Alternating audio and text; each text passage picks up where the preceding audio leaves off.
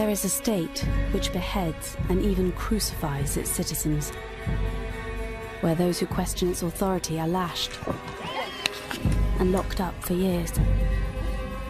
A state where women lack many basic rights, patrolled by religious police, where children are indoctrinated,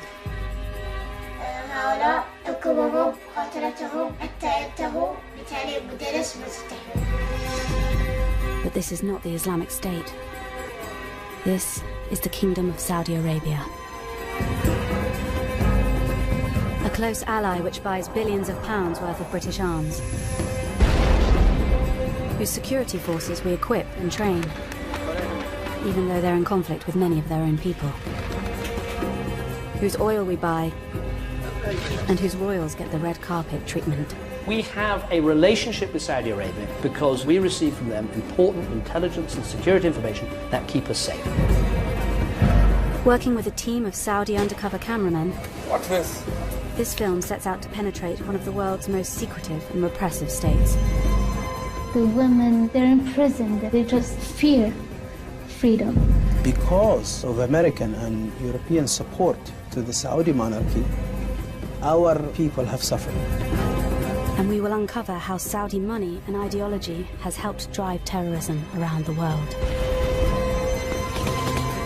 I think there's a very real threat that the ideology that comes from there is posing to us. Morally, we need to make a stand. I think that the chickens are coming home to roost on this one.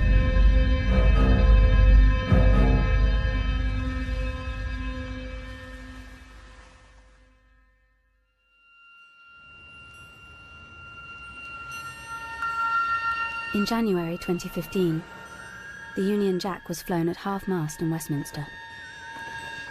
A very special mark of respect for a close ally. The Saudi ruler, King Abdullah, had died. Many world leaders came to the capital city, Riyadh, to pay tribute.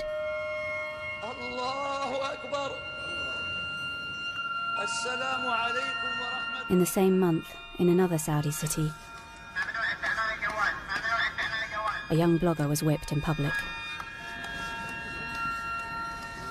Raif Badawi was convicted of insulting Islam after he spoke out about his government and religion. He wrote, "The only way to deal with an unfree world is to become so absolutely free that your very existence is an act of rebellion."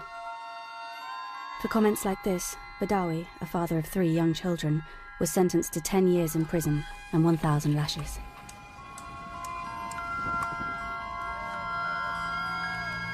We don't approve of what Saudi Arabia does. We don't like what they do, but they are a necessary evil in combating other regimes. And of course, ultimately, they have a lot of oil. No country is the perfect ally, perfect partner, without any reservations whatsoever. So, you know, welcome to the real world. Welcome to the Premier League.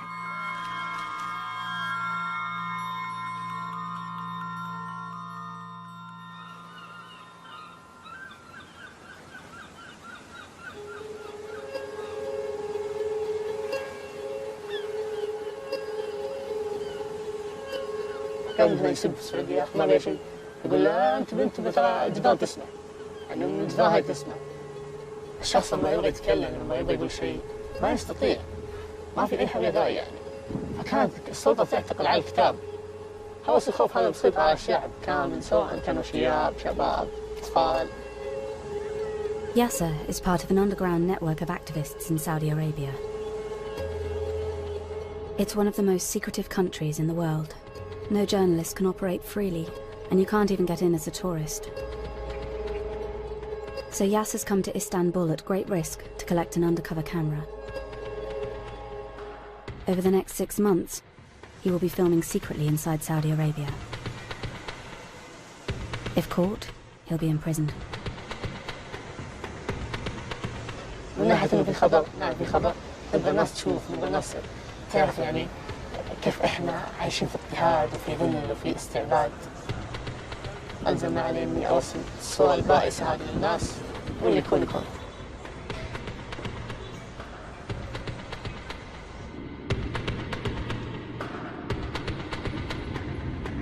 2 days later, Yasser is flying back into Riyadh to begin filming undercover.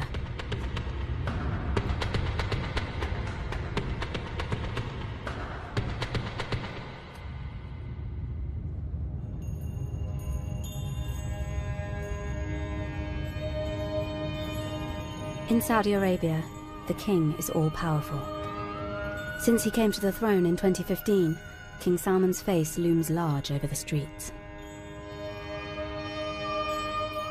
Saudi Arabia is the home of Islam's holiest sites and the world's largest oil exporter. Its state oil company is worth an estimated £7 trillion. The royal family and their inner circle are worth billions. Yasser films an avenue of palaces. The external face of Saudi Arabia is ostentatious wealth and luxury shopping malls.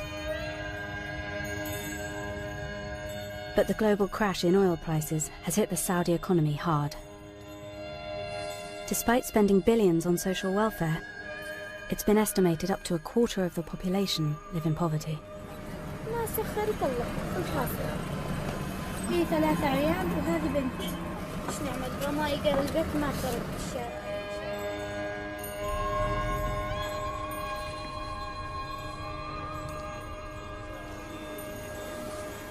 راح اخليكم تشوفون وين هالناس عايشين.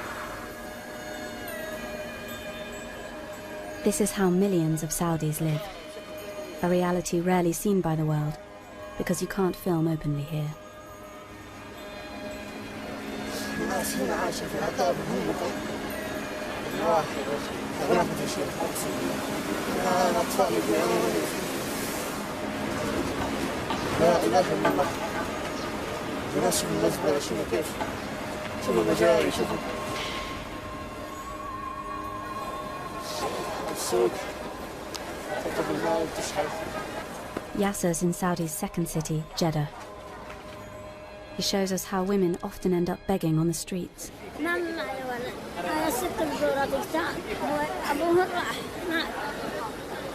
It's estimated only 1 in 5 Saudi women of working age have jobs. And without a man's support, many end up on the street. Yasser and his friend head down to the beach to play their lute. But before they even get there, they run into the religious police on patrol.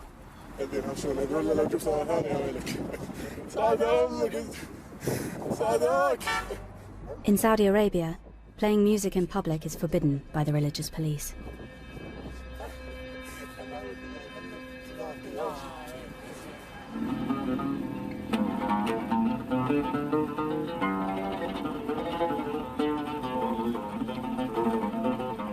After Yasser and his friends have been there for less than 5 minutes, the police return. This was the last shot recorded before Yasser's lute and hidden camera were smashed.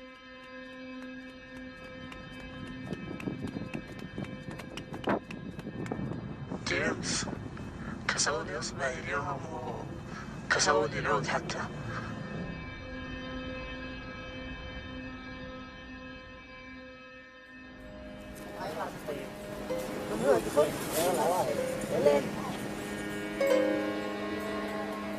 For Yasser and his friends, the religious police are a constant menace. Their official title is the Committee for the Promotion of Virtue and the Prevention of Vice. They patrol the streets and shopping malls, enforcing strict Islamic laws. Activists like Yasser have been filming and sharing clips to expose what they say is their constant harassment.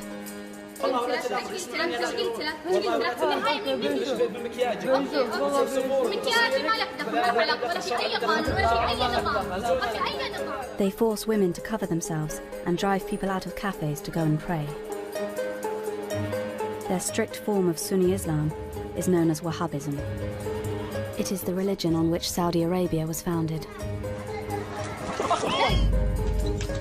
Here, the religious police are smashing bottles, thought to be alcohol.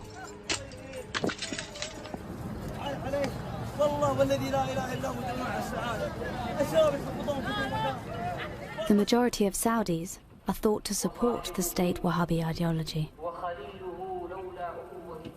Filming secretly in a mosque, Yasser records this preacher spreading hatred of other religions.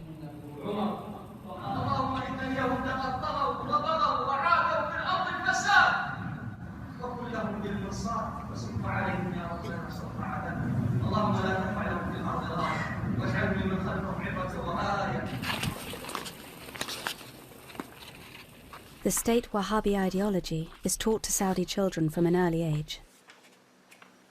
Yasser films a 14-year-old Saudi boy showing him the books they use at his school. Books made in Saudi Arabia, but exported to the world. استخدموا المدرسة طبعا الشيعة والكفار المسيحيون هؤلاء حكمهم مقاتلتهم حتى ينتهوا طبعا هؤلاء سينحرون لأن بتعليم مدرس ما تستحيل. The textbook doesn't just attack other religions.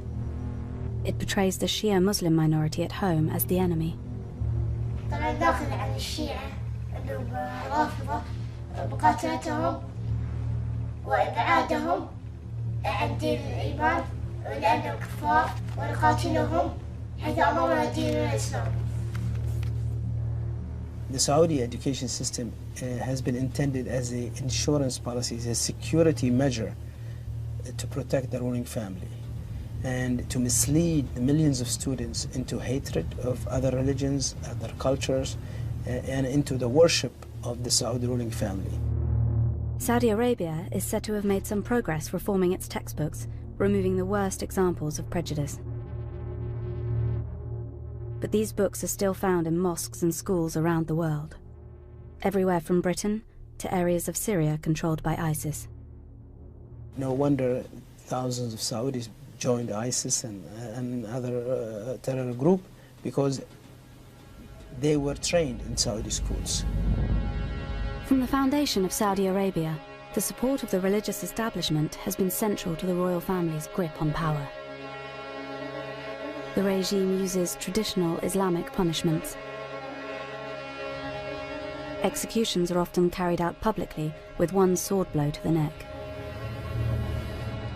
The headless bodies are sometimes then displayed publicly.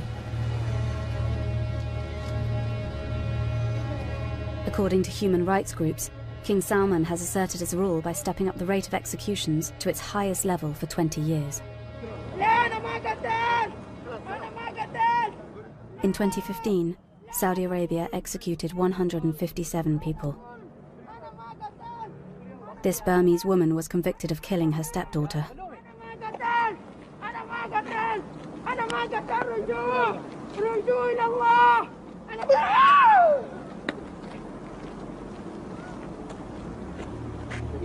This was filmed by a policeman.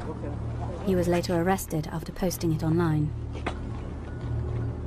The Saudi government claims that only the most serious criminals are executed, and punishments are carried out in line with sharia law.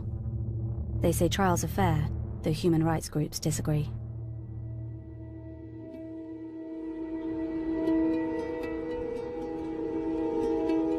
في النهاية تكمل فهم العربيين تسجيلهم تعتقلهم تعتدي عليهم.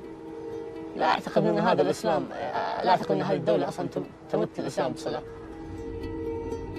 لكن مش الناس كلها عندها غضب، لكن المشكلة ما حد يقدر يتكلم. كل الناس تخاف العقاب. هم كلهم يبغون يخلون كل شيء بالخفي، لأنه لو سمحوا بالحرية وبالكلام يعني بتكون بداية سقط نظامهم يعني.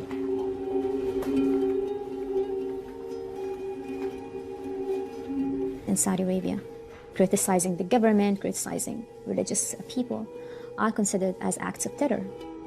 And people are reporting on each other, targeting their fellow citizens. So everyone becomes, more religious than ever. Everybody becomes more pro-government than ever. So we're going into a fascist society.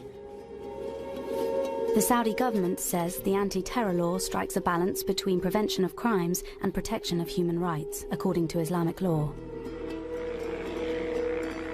One activist's story, more than any other, encapsulates Saudi suppression of free speech. موقع الليبراليين السعوديون هو أثار حفيظة المتشددين بصفة عامة في السعودية لأنه كان يفضح ممارسات. This is Raif Badawi, speaking before his eventual arrest in 2012. هم وعلى وجه الخصوص ممارسات هيئة الأمر بالمعروف والنهي عن المنكر، فذلك حملهم على محاولة تخويفي ومحاكمتي في الموقع الليبرالي السعوديون على أنه يسيء للإسلام. هذه الساحة ورسم جمالي في جلد الأشخاص بدوي. أنا أعتقد أن رايف شخص أبدى برايه بكل احترام، لم يرفع سلاح، لم يقتل أحد، لم يفجر، لم يكفر مثل ما فعلت السلطة.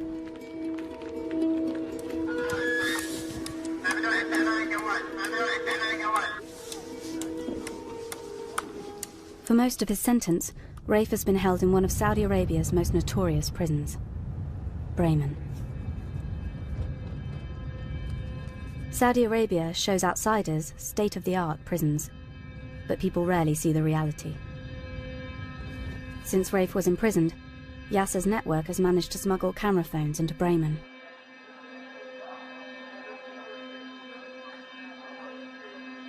What they found was chaos and lawlessness, and prisoners injecting themselves. Here, a prisoner is abused by his fellow inmates.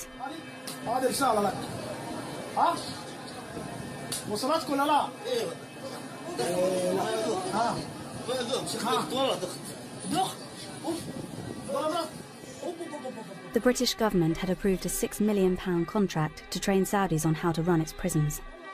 Amid the international outcry about cases like Raif Badawi's, it decided to cancel the deal, saying it was focusing its resources on domestic priorities.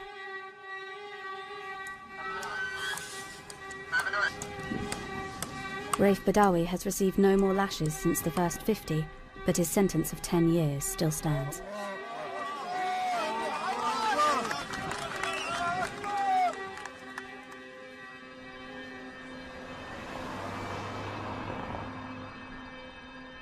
Thousands of miles away, his wife Ensaf and 3 children have received asylum after escaping Saudi Arabia. They haven't seen their father for 4 years. انت بتعرف وين هو بابا؟ وين؟ بالسجن. بالسجن ليش؟ ليش ما أعرف. شو عمل؟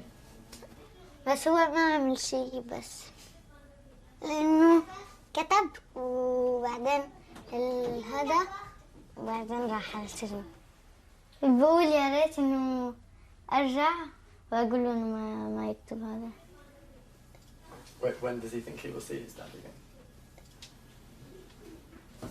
بس أنا نفسي إنه يجي اليوم. وفكرك إمتى رح تشوفه؟ ما أعرف. 10-year-old Dudi and his sisters only get very rare phone calls with their father from prison. Their mother Ensaf works tirelessly to keep up the family's morale and to raise pressure for his release. يلا ابغى اسمع مريم ايش حتعمل لما بابا يجي؟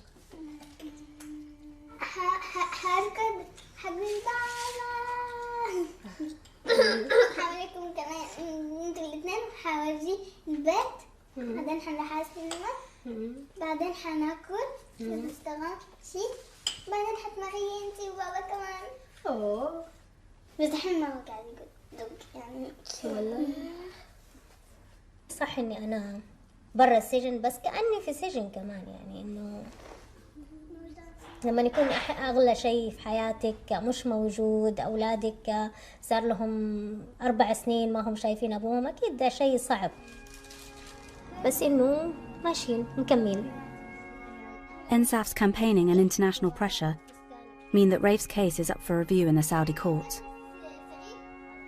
والله بصراحة أنا دائما عندي أمل قبل السنة الجاية إن شاء الله على نويل هذا يكون رايف معانا ومن زمان، بس لحد الآن لسه ما جاني ولا أي خبر كويس من السعودية.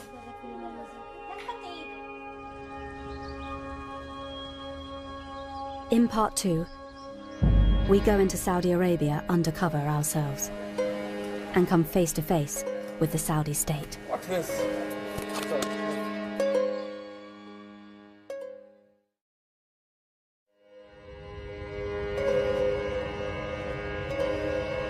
Our undercover cameraman Yasser has been filming for us at great risk.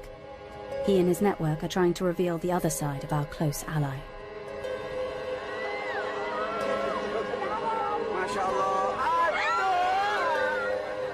Saudi Arabia doesn't allow tourists, and they don't allow journalists to operate without minders. So we're flying into Riyadh as businessmen after setting up a fake company.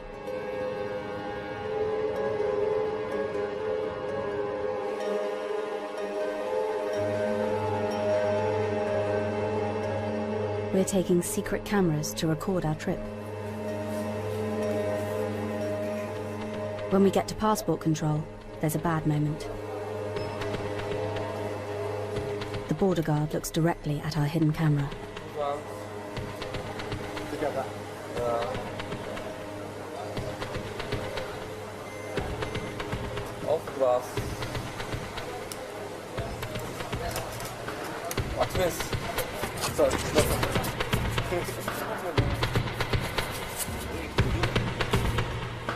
Now we're in Saudi Arabia. All filming we do is forbidden. Our cover story is that we're here for a business conference. On the way, we visit one of Saudi Arabia's most notorious landmarks, known as Chop Chop Square. It's the scene of many of Saudi Arabia's public punishments, and there's a heavy police presence. It has drainage for the blood from the executions.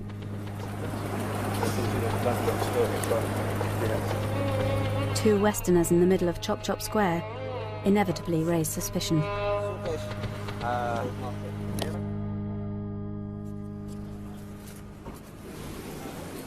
We're going to a cyber security conference, representing CyberSafe UK, a company we've set up for this trip. We've been placed right next to the Ministry of Interior, the very people who arrest activists like Raif Badawi. And we're approached by two senior police officers. Good morning, sir. Hello, I'm Sam. Nice to meet you. Aziz, how are you? Hello. How are you? Good to meet you. Sam, very nice to meet you. So CyberSafe UK? Yes. Okay. We're a cyber insurance company. Is it a threat also for Saudi businesses? Yes. And what's your cyber insurance? This man is head of cyber security for the Saudi police. He's keen to talk about his connections to Britain and America. It's a very good experience, honestly, with the Phoenix Police Academy. Yeah, amazing. So a lot of senior Saudi police will go to America for training. Yes, yes. And also I had 3 training courses in UK. Tough? Yeah. British police officers? Oh my God. The British government has been reluctant to make public details about its contract to train the Saudi police. But now we are hearing about it from 2 officers who've been through the training. And was that British government or was it private? And we take College of Police. College of Police. Brighton. Coventry? Coventry. Wow. And they know what we need. Did they send a lot of people to England? Yeah. We have contract with the Ministry for Interior and the government. I think the embassy here has contract because they are tourists and they do long-term training. Yeah, there's a close relationship. Yeah, close. The British government has since confirmed to us they have provided more than 300 Saudi officers with training since December 2012.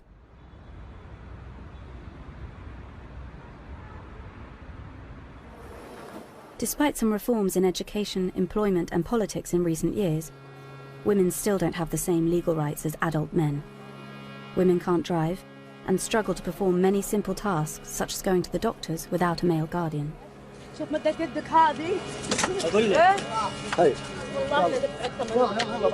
In some cases of abuse, the authorities do act, but if a woman is the victim and tries to report it, the police may tell her she needs a male relative to file a complaint. This is a tribal society, and it's been kept this way. Violence is a symptom of the position of women in a society because it reflects how people view the roles of women. The philosophy of the government is to keep the control of the man, or the power of the father, basically. So violence is used as a disciplinary way or a controlling way. But some women in Saudi Arabia are starting to fight back. One woman has become the figurehead for the new women's rights movement. It's to meet her that we've come to Saudi. Lujain Hathlul is Saudi Arabia's most prominent women's activist, a constant thorn in the side of the regime. She uploaded videos of herself driving as part of a campaign to change the ban against it. أهلين معكم لجين الهذلول. أنا الآن في طريق الغويفات بحاول أقطع الحدود السعودية من هناك ونشوف وش يصير. Moments after this was filmed, Lujain was arrested trying to enter Saudi Arabia. She was imprisoned for 73 days without trial. Eventually, she was released, but she is banned from traveling, and she says she still has terrorism charges against her. Despite the risk, she is still happy to meet us. She may be under surveillance, so we have to meet her in a secret location. I've been threatened since the beginning. My car was broken. I almost got beaten up just because of the campaign. People wrote me letters on Facebook and sent me all sorts of weapon pictures, saying that if I continue, I'll be murdered or my family harmed. Lujain's campaign sparked a debate inside Saudi Arabia. To some women, she became a hero. To the more conservative elements, a hate figure. I try to represent their rights. Some of them don't believe that it's their own rights. They refuse it, they reject it. But I believe that they're imprisoned in their own old raising, their old mindset, or they just fear freedom. Although banned from activism, Lujain hasn't stopped campaigning. She's registering as a candidate in the 2015 municipal elections, the first in which Saudi women can participate. سجلت خلاص؟ سجلت. It's scary. I'm not saying it's not scary, but I'm continuing. I am not stopping. I'm stepping, shaking while stepping, yes, but I'm not giving up.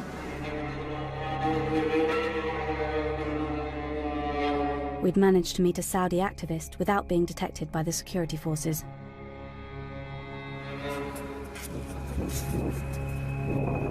But when we get back to the hotel, there's a shock. The fake company website we've set up has been hacked. It's pretty dark. I think we get out.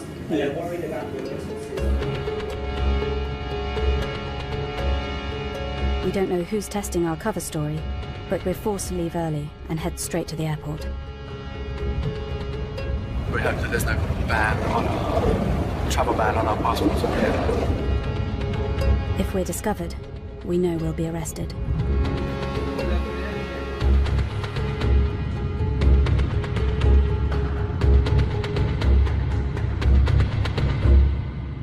We'd got out, but Yasser is still filming inside. One of his network is driving to a region that's witnessed serious unrest, and the first signs of potential cracks in Saudi rule. The east of Saudi Arabia is where most of the Shia Muslim minority live. He's come to meet the family of a boy who has been condemned to death, aged just 17. Ali Nimmer's punishment marked the beginning of what activists say is a dangerous new phase for the Saudi regime.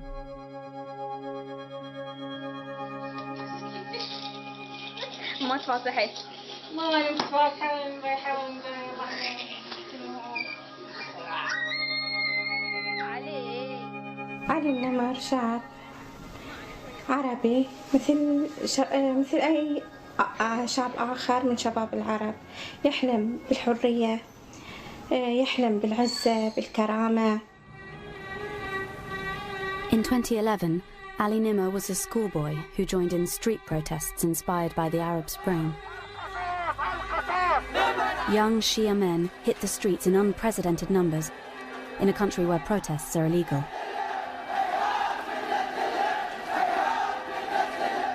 As the days passed, the confrontations with the security forces became more intense. The Saudi police reacted to the protesters with bullets. Scenes like this have raised questions about Britain's contract to train Saudi police.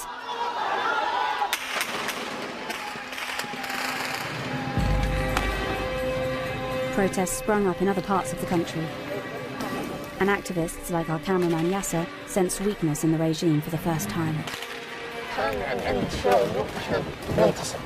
خلاص يعني جاءت اللحظة اللي خلاص احنا نتغلب على هؤلاء المستبدين اللي عشرات السنين استبدوا فينا واستعبدونا يعني.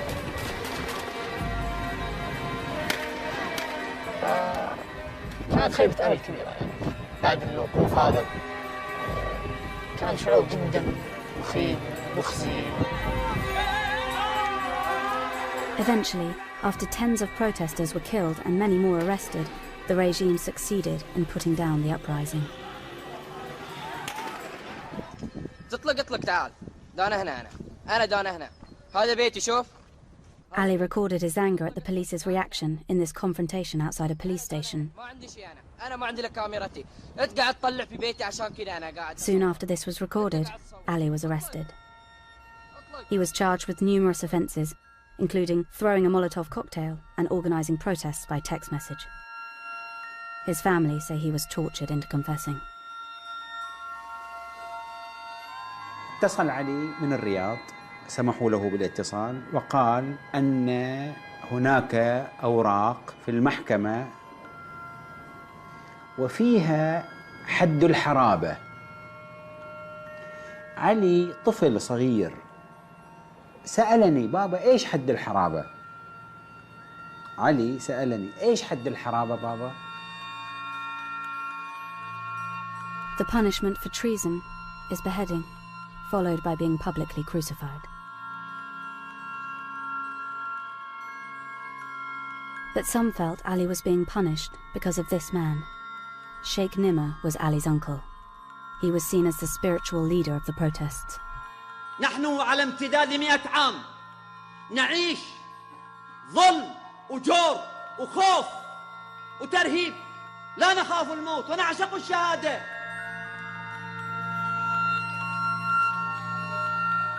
طبعا صعب يعني ليلي ونهاري ذكرى ما يغيب عن بالي. على طول الذكر عليه موجود في بالي.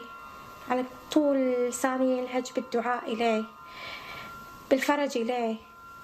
أشياء كثيرة في البيت تعني لي علي. كل البيت أصلا يعني لي علي. The British government says it has lobbied to spare Ali the death penalty. But in September 2015, Ali's death sentence was confirmed, with no more chance to appeal. In the same week, it was revealed Saudi Arabia was made the chair of a UN Human Rights Council panel of experts.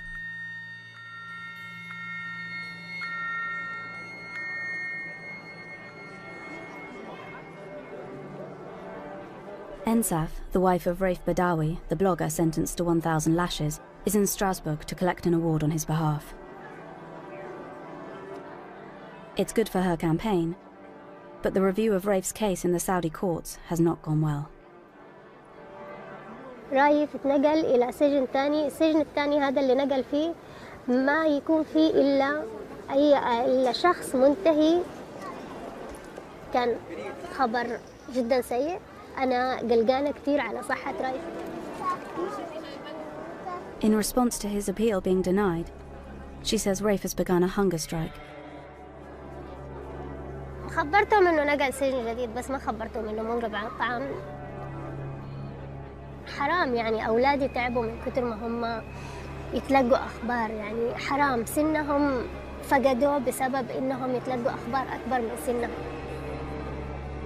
مجرد ما إني أشوف أولادي كمان يعطوني القوة يعطوني كمان الأمل. المعاكس للموضوع رايف إنه بعيد عن أولاده. الحكم اللي صدر ضده كان حكم كتير قاسي.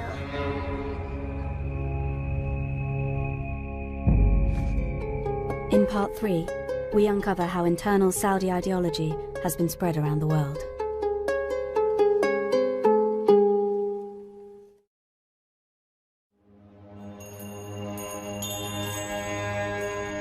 For more than 70 years, Saudi Arabia has been Britain and the West's key ally in the Arab world. The government says they've kept us safe by sharing intelligence and helping us fight terrorism and foil attacks. Very, very nice to see you. Since David Cameron's government came to power, we've sold Saudi Arabia more than £5 billion of weapons.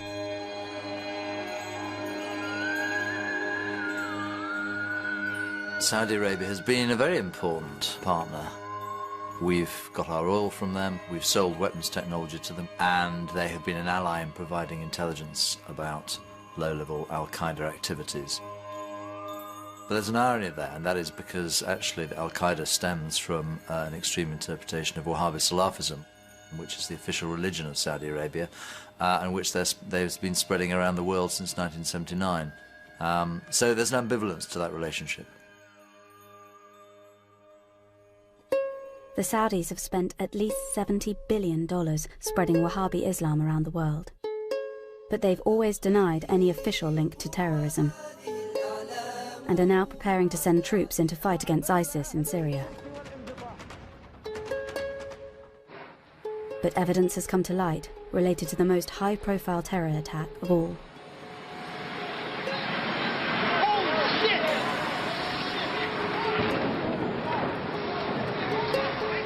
Oh, 15 of the 19 hijackers on 9/11 were Saudi citizens. Osama bin Laden himself came from a prominent Saudi family. It prompted the United States to investigate Saudi links to terrorist organizations. There were individuals within the Kingdom of Saudi Arabia, some of them prominent citizens, some of them people with ties to the royal family, who were funneling funds to all kinds of activities. We saw tremendous amounts of money were going to promote a Wahhabi variation of Sunni Islam. And that led to, I think, mostly unintended consequences, but they should have been recognizable consequences. According to US government documents we've obtained, a pattern emerged of Islamic charities supporting terrorism. The CIA reported that governments in the Islamic world had supported the charities' religious activities, but were unable to monitor them or how their money was used. The name of one charity came up repeatedly: the Saudi High Commission for Bosnia and Herzegovina. It was set up in Sarajevo by Saudi Arabia and provided more than £300 million in aid for Bosnian Muslims. The Saudi High Commission was a significant state-funded charity, and it was tied in certain instances to financing terrorism, in particular in Bosnia, for example. There were people within this institution who were funneling funds to terrorist groups at the time. But more than allegations of passing on money, we found evidence the Saudi High Commission was providing employment and cover for terrorists. Inside this New York courthouse are boxes of evidence for a case brought by the families of 9/11 victims against the Saudi government and the Saudi High Commission. The families are currently appealing their case after it was dismissed last year on the grounds of sovereign immunity.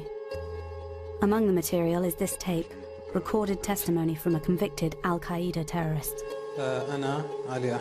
It's never before been broadcast. This is Ali Hamad, a jihadi who fought with the Mujahideen in Afghanistan and Bosnia. He alleges he and others were employed by the Saudi High Commission, and that local officials at the charity knew that he was linked to al-Qaeda. He says Bosnia was seen as a crucial foothold in Europe for al-Qaeda to plan future attacks. تنشر جنودها وضربتها في جميع الدول الأوروبية. البوسنة للقاعدة ليست مهمة. Hamad was later involved in setting off a car bomb in Bosnia in 1997 after the war had ended. It was apparently designed to kill non-Muslims and reignite the fighting there. Documents obtained by lawyers for the 9/11 families also reveal Washington knew about the charity's direct links to terror. But it was only after 9/11 that action was taken. NATO's heightened state of security. 2 weeks after the 9/11 attacks, NATO special forces raided the charity's offices in Sarajevo. Are you saying that you have evidence of al-Qaeda's activities here in Bosnia? Yes. We've spoken to another senior officer involved in the raid, who described the material they uncovered as very disturbing. A hard drive of maps of military buildings in Washington, information on how to fake State Department badges, and before and after pictures of the World Trade Center.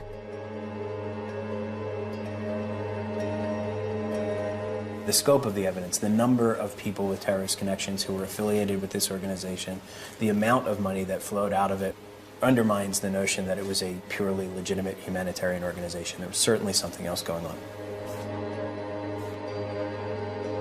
Documents filed in court confirm that the Saudi High Commission was an official arm of its government which provided a third of its funding, and that the charity's president throughout this period was a man whose face now hangs over the streets of Riyadh. At the time, Prince, now King Salman. And Saudi media reported he visited its offices in Sarajevo a year before it was raided. The Saudi High Commission was linked to radical individuals who, in several different instances, were allegedly involved with al-Qaeda. That suggests to me a questionable sense of judgment about what the drivers of terrorism are or historically have been. King Salman could or should have done a better job in exerting oversight over the organizations in which he was chair. The Saudi government in the past has said that none of its agencies knowingly provided funds to al-Qaeda or other terrorist groups. There is no suggestion King Salman, the royal family, or senior Saudi officials knew about or were involved in the alleged support for terrorism at the Saudi High Commission. The 9/11 Commission said that although Saudi Arabia had long been considered the primary source of al-Qaeda funding, it had found no evidence that the Saudi government or senior officials individually funded al-Qaeda, but that this did not exclude the likelihood that charities with significant Saudi government sponsorship diverted funds to al-Qaeda. Since 9/11, Saudi Arabia has wanted to show the world that they are tackling terrorism. They themselves have been the target of attacks, and they have passed laws to clamp down on private donations from inside the kingdom. They have carried out airstrikes against ISIS, and are now preparing for a ground war against them in Syria. They also deny Saudi Arabia supports ISIS ideologically. But many feel that it's the underlying Wahhabi ideology that's the wider problem. The ideology of ISIS is not much different from the ideology that Wahhabi Salafi Islam in Saudi Arabia adheres to. Unless the Saudis deal with this issue, we are going to constantly fight yesterday's war, and even if we defeat ISIS, there'll be another terrorist organization, perhaps with a different name, as long as they have this ideology that emanates from Saudi Arabia.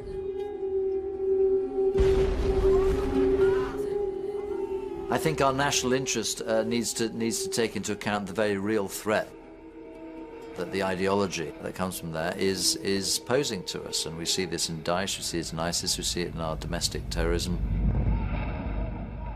And so I think that morally we need to make a stand. I think that the chickens are coming home to roost on this one. King Salman's government says it's leading a crackdown on terrorism at home as well as abroad. They've led a coalition against an uprising by a Shia militia in neighbouring Yemen, using British and American weaponry in a widespread bombing campaign. And on the 2nd of January 2016, they announced the execution of 47 men for terrorist offences in Saudi Arabia. Saudi Arabia says it has executed 47 people. It was the largest mass execution since 1980. Shia cleric Nimr al-Nimr. Whilst many were convicted al-Qaeda terrorists, several others were political activists. Ali Nimr was spared for now, but his uncle, the Shia cleric Sheikh Nimr, was executed. This new footage, smuggled out by Yasser's network in the last few weeks, shows how his execution has sparked the first major protests in the East since the Arab Spring.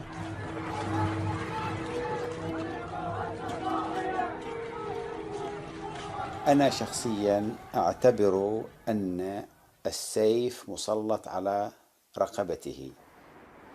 يتوقعون أن تكون هناك ارتدادات، يتوقعون أن يكون هناك فلتان في الشارع.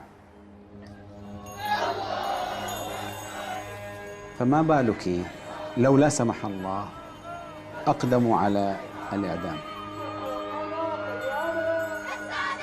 I mean, the execution of Sheikh Namr is a signal that the Saudis were sending not to the Shia only, but to all dissidents, secular and Islamic.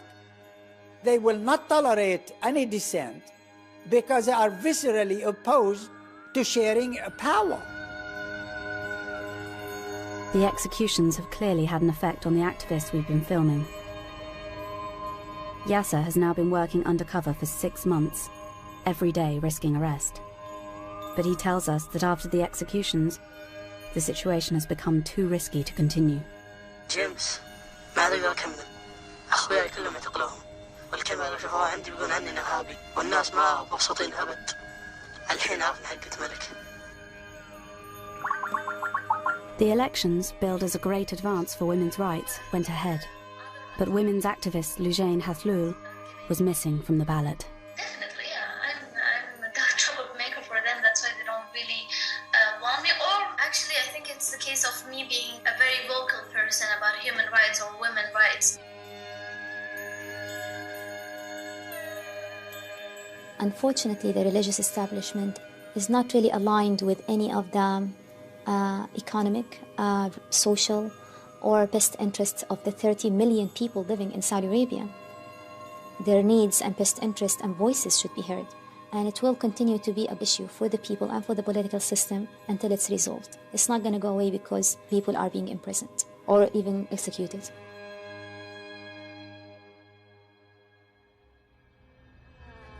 A year since Raif Badawi was publicly flogged, he's still serving out his 10-year sentence.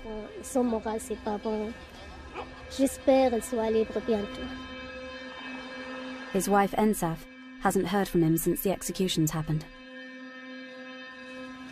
بصراحة يسألوهم الفترة هذه كتير ليه بابا ما عاد يتصل. ما عندي جواب. لأنه ما بعرف. لأنه فعلا أنا ما بعرف ليه. كل الأخبار اللي نسمعها ما أحب أحكي عنها عشان ما يجي خلط في راسي، فما أحب إني أحكي عنها. أحب إنه دائما أنا مقتنعة قناعة تامة عن إنه كل اللي قاعد يصير مختلف عن قضية رايف تماما.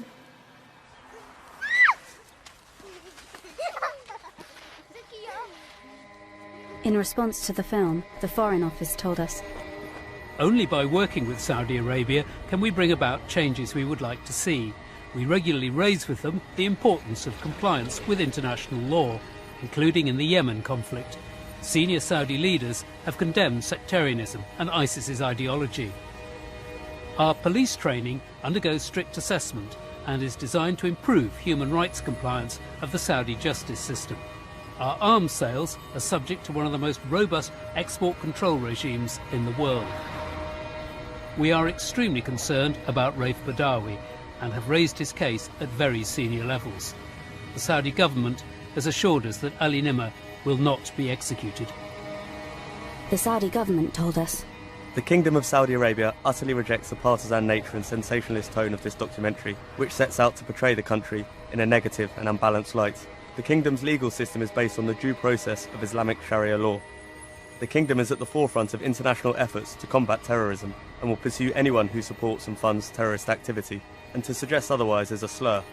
In keeping with its biased agenda, ITV chose to undertake covert filming when they could have applied for and received a journalistic visa, like many of their counterparts."